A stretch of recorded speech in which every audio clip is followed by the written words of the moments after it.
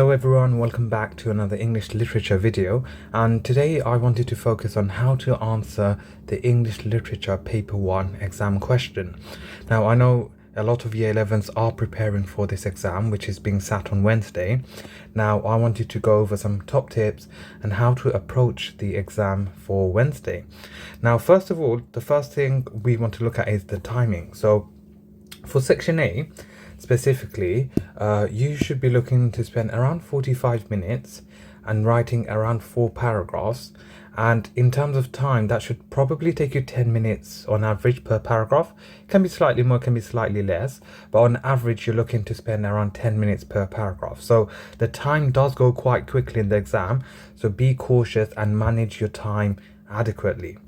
Now for section A, you will have a text on Shakespeare and you'll answer one of the questions. So for example, if you have studied Macbeth, so this is just taken from the past paper, it reads, read the following extract from Act 1, Scene 2 of Macbeth, and then answer the question that follows. At this point in the play, the captain tells Duncan about Macbeth's part in the recent battle. So it already tells us where they've taken this part from, so specifically from Act 1, Scene 2.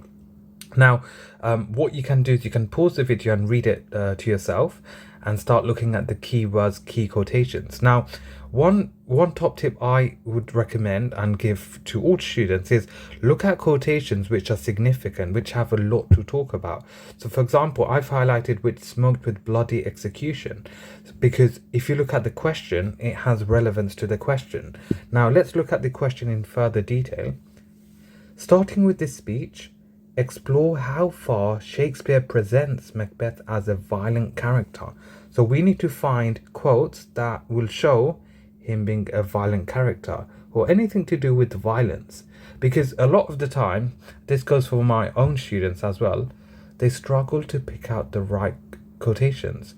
Now you have to be very judicious when you select your quotations, and also you need to have a lot to talk about that same quotation. Now, what are you expected to write about? So the exam board have provided us with 2 bullet points. So write about how Shakespeare presents Macbeth in this extract. So that is literally what we have here, so a snapshot of this. You need to perhaps look at writing 2 detailed paragraphs on that. And secondly, how far Shakespeare presents Macbeth as a violent character in the play as a whole. And that too is going to be 2 paragraphs as well. So if you decide to, again, use this formula or this structure, you need to make sure you are writing at least 2 paragraphs for the first bullet point and 2 paragraphs for the second one. Unfortunately, from previous years, I have seen some of my students answer this question really well, but for some strange reason, they perhaps write a lot for the second bullet point and they completely disregard the first bullet point. Perhaps because they struggle to find a quotation within the extract. Now, what will I recommend? You are not expected to know every single line, the meaning of every single line. So don't panic on Wednesday if you find a line or 2 that you don't understand. As long as, I would say, at least 2 to 3 quotations within this text, then that should be more than enough for you to pick up good marks for this question. And the second point is about him as a violent character in the play as a whole. So you need to look at how he's presented in the beginning, in the middle and end, and ideally show the transition from Macbeth at the beginning and how he develops and how he transitions towards the end. So of course, you would need to know a range of quotations to support your essay for this question. And how to approach the question and how to maximize your marks. You need to be familiar with the assessment objectives. And again, you'd be surprised the number of students who don't know what the assessment objective is. So it, in simple terms, is the skills that are being assessed. And for the literature paper 1, the 3 main assessment objectives include AO1, which is quite simply to make a clear point and use reference. So what do we mean here is for you to use a range of quotations and make sure your point is clear, is concise, is straight to the point. Okay, and then after that, AO2, you have to demonstrate to the examiner how you've identified language, structure, form and the effect. Now, for language, you can look at the use of adverbs, verbs, you can look at the use of adjectives, emotive language, etc. Structure, you want to look at how the text is organized. So you might want to look at the sentence lengths. Is there any symbolism? Is there any foreboding, foreshadowing, etc.? So that is exactly what you need to look at. And remember, for the effect as well, make sure you tell us how it's effective. The examiner doesn't want you just to identify the verb, okay? You're not here just to identify, you're here to explain the effect of it. So remember, that's what gets you the marks. So that is also the same for language, English language paper 1 and paper 2. When you analyze, you need to focus on the effects. So I've underlined it here. So you need to make sure you focus on effect in further detail. And also AO3, which is important as well, is context. So what do we mean by context? In simple terms, it's the background information and the societal norms at the time. So what were the norms? You might be looking at the traditional values, the traditional expectations, and also, is there an alternative interpretation?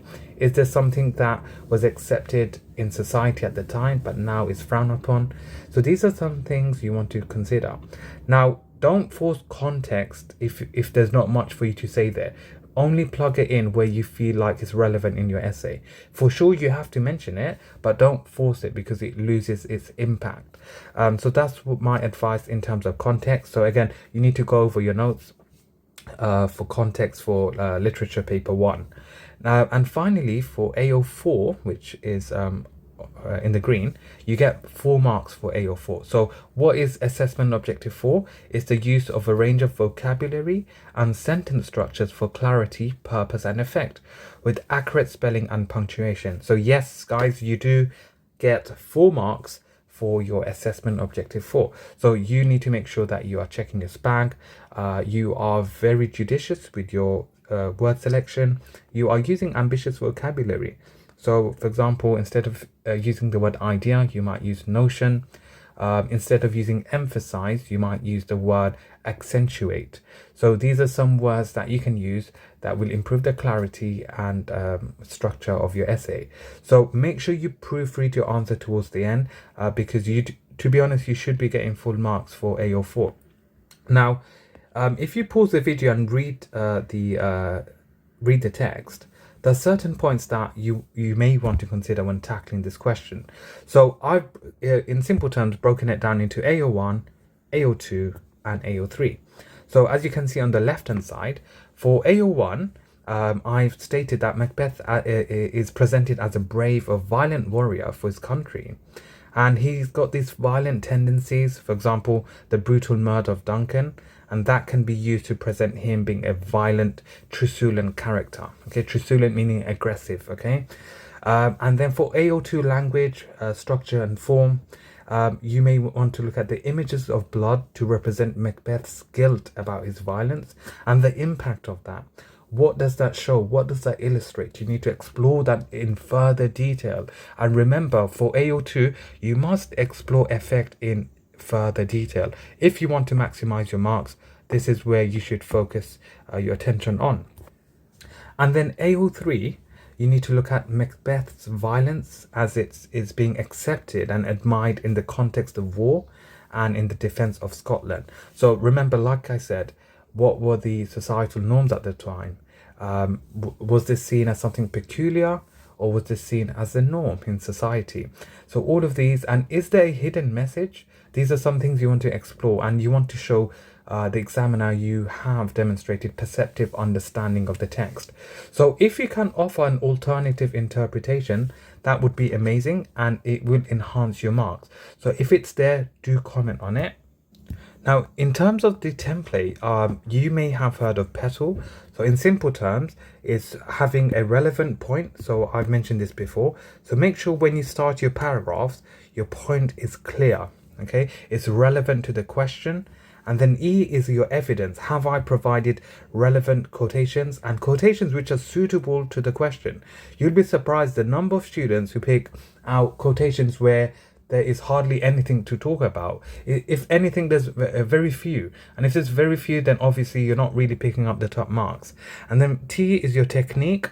So what can you talk about in terms of technique? So language, structure, form, etc. Then A is your analysis. So you're going to zoom in and look at the impact of using that particular word or that phrase and the effect of that. And then finally, link. Link is when you, of course, link it back to the question and how it's relevant. So essentially, you're looking for 4 of these paragraphs in your essay, and you need to make sure it's detailed. Your literature essays are not to be limited, but they are to be perceptive and detailed analysis. So this is a simple structure. Now, if you think about AO1, AO2 and AO3 on the left hand side, you may be wondering, how do I plug this in as I write my essay? So often you may be doing this where you have T and A. So the technique and analysis, this is where you'll probably be plugging in your AO2 and your AO3. Your AO1 will probably come around here. So for P and E, this is where you are going to plug in your AO1s. Your AO2s will be probably coming here, and also your AO3. So AO2, AO3, they will come towards the end, so TAL, and P and E, your point and evidence, will focus obviously on AO1. So you are essentially going to follow this, as this is a good guideline to follow to achieve the top marks. And always write an answer tailored to the mark scheme. I always recommend students learn the mark scheme, learn the assessment objectives. So if you can follow this, hopefully your exam will go really, really well, and you should have some clarity. Now, I did want to just give some generic grade boosters or some top tips on how to improve or enhance your marks for AO1. So feel free to pause the video and make notes. You may want to write it on flashcards as well. So first of all, starting off with AO1, a lot of students, again, the mark range is quite varied. But in terms of AO1, what can you do to score the top marks? So if you are looking to get a grade 7 or above, examiners are looking for you to show a development in your ideas as you write each paragraph. You can show this development through your argument. So for example, if the question you are given is about the theme love, you could state at the beginning of your second paragraph that the theme of love develops and becomes increasingly potent at a later stage in the text. And then in your final paragraph, you could state that this particular section of the text is where love is arguably the most potent. And this clearly shows that you're writing about how the particular character or theme develops within the play by simply changing a few words at the beginning of each of your paragraphs. Simple but effective technique. Use that, make notes of this and use this in your exam. Also, remember for AO1, what do you have to do? Use relevant quotes. I've said this, God knows, probably 1,000,000 times to my year 11s. Use relevant quotes and try to avoid remembering large chunks of text, because not only does this waste time, but it also makes your writing look messy, and it decreases the fluidity of your essay. And instead, examiners are looking for you to employ relevant quotes. Remember that are not too lengthy, to increase the effectiveness of your response. So that's, to be honest, what you need to remember for AO1. For AO2, what do I need to do? Or what do you need to do? So you need to avoid irrelevant terms. So for the top grades, examiners are looking for students to avoid simply identifying the writer's nouns or verbs, as this may limit the effectiveness of your analysis. And also, if you have a look at the examiner's report, students are urged to compare. So often a lot of students would say something like, I don't know, Shakespeare uses the verb bite in bite my thumb to ... So that is again taken from the examiner's report. Now, they don't want to see that. They want to see something along the lines of, Shakespeare creates an aggressive tone through the insult, bite my thumb to. Okay, so you see there's a difference there. What does that show? It shows you that it is the quality of your explanation which determines your level rather than the inclusion of a term. So that's something you need to remember. And finally, so that's AO2, some top tips for you to remember. And finally for AO3, and this students goes for all exam boards. I know many of you have asked Can you do this for EDEXCEL, AQA, OCR, etc.? But to be honest, it's the exact same assessment objectives through all examples. And regardless of what novel you're studying, the same concepts apply. So for AO3, you need to make sure you have relevant context. So the contextual factors that you employ must be relevant. Therefore, you must try to avoid bolting on irrelevant contextual information that does not correlate with your argument or the question, as this will decrease your essay's level of sophistication. And finally, for AO3, avoid generalization. So for the top grades, examiners are looking for students to avoid making sweeping generalizations such as all Elizabethan women were controlled by men. So you need to be more specific with that, because the examiner is looking for sophisticated links between the relevant contextual factors and the question. And that is essentially what you need to know for the exam. And that takes us towards the end of the video. I hope this gives everyone a better understanding of how to approach their English literature exam, specifically paper 1. Please subscribe, like and share, as we are going to do many more videos for English literature, especially for paper 2. And if you have any questions, etc., please just drop them below. I hope you found this lesson beneficial. Subscribe, like and share. Good luck for your exams on Wednesday. Thank you for watching. Please subscribe, like and share.